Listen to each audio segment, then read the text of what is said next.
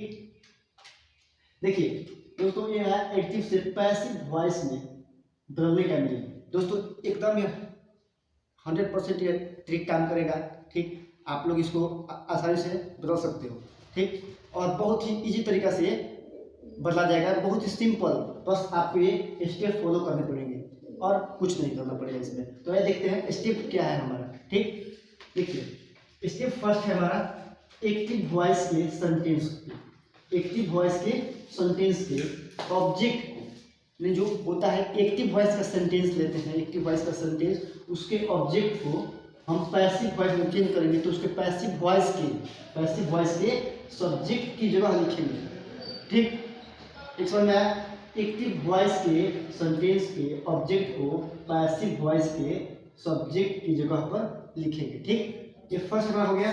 फिर दूसरा क्या हमारा टेंस या पैसिव सब्जेक्ट के मुताबिक जो हम लोग जो है किए हैं ये कि एक्टिव वॉइस के सेंटेंस को जो ऑब्जेक्ट था एक्टिव का उसको हम पैसिव वॉइस का सब्जेक्ट बनाए। अब सब्जेक्ट के अनुसार बोल रहा है पैसिव सब्जेक्ट के अनुसार हम लोग एक्जुलरी वर्ब का प्रयोग करेंगे। किसका प्रयोग करेंगे? तो पैसिव सब्जेक्ट के साथ जो सब्जेक्ट हमारा बनेगा उसके अनुसार हम लोग एक्जुलरी वर्ब, आप जानते हैं एक्जुलरी वर्ब का प्रयोग करेंगे। ठीक, उसके बाद है हमारा क्या वर्ब। स्टेप 3 मेन वर्ब का पास्ट पार्टिसिपल फॉर्म लिखें। यानी मेन वर्ब का पास्ट पार्टिसिपल फॉर्म का अर्थ होता है कि वर्ब का मेन वर्ब का V3 लिखना है, यानी वर्ब का थर्ड फॉर्म ही लिखना है। दोस्तों आपको पता होगा, आपको पिछले वीडियो में बता दिया हमने कि जब भी हम एक्टिव से पैसिव में चेंज करेंगे तो हम लोग ये ध्यान रखेंगे कि अगर वर्ब किसी भी रूप में हो, ये फर्स्ट रूप में हो, सेकेंड रूप में हो, फोर्थ रूप में हो या 5 रूप में हो, ठीक, तो उसको हम चेंज करके अगर एक्टिव से पैसिव में चेंज करेंगे तो हम लोग उसको V3 में ही लिखेंगे, अदरवाइज कुछ नहीं लिखेंगे। ओनली V3 हमको लिखना है जब चेंज करेंगे।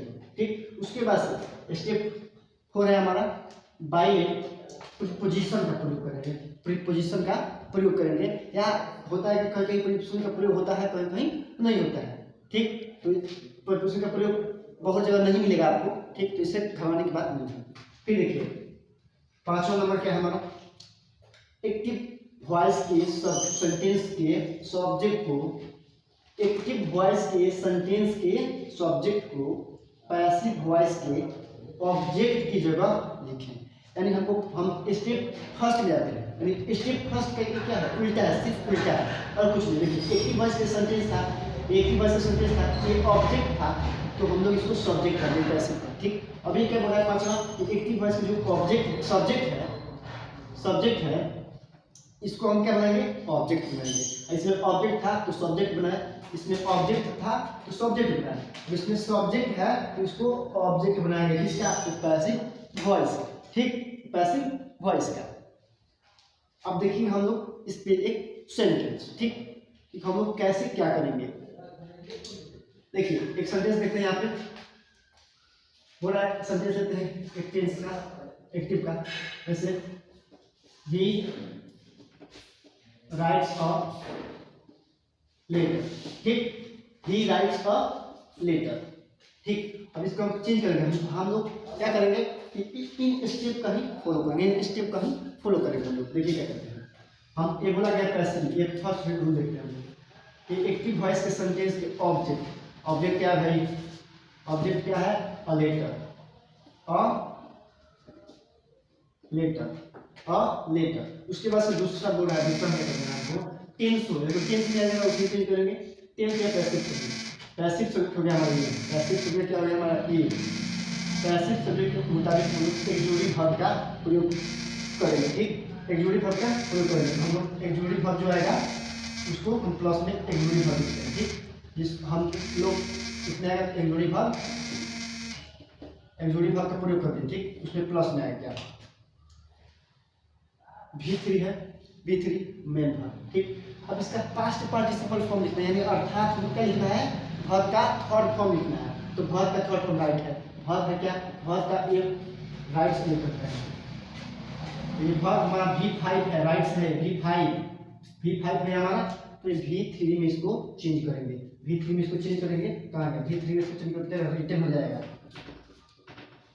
लिखते क्या होता है, राइट रिटेन, राइट्स होता है, राइटिंग होता है, 5 हो गया। ठीक, देखिए रिटेन हो गया।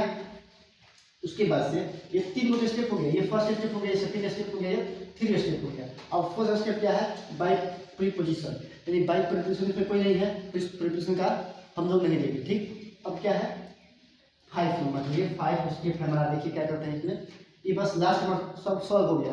लास्ट नंबर बचा है क्या, तो एक्टिव वॉइस के सेंटेंस के सब्जेक्ट को पैसिव वॉइस के ऑब्जेक्ट जो है लिखे, यानी हमारा क्या बोल रहा है, क्या गया, ये हमारा सब्जेक्ट बोल रहा है, एक्टिव वॉइस का ये सब्जेक्ट है हमारा। ठीक, एक्टिव वॉइस हो गया, ये हमारा सब्जेक्ट है।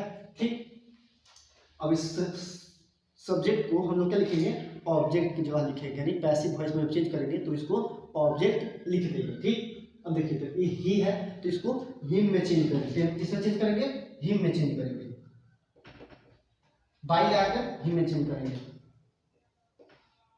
By him.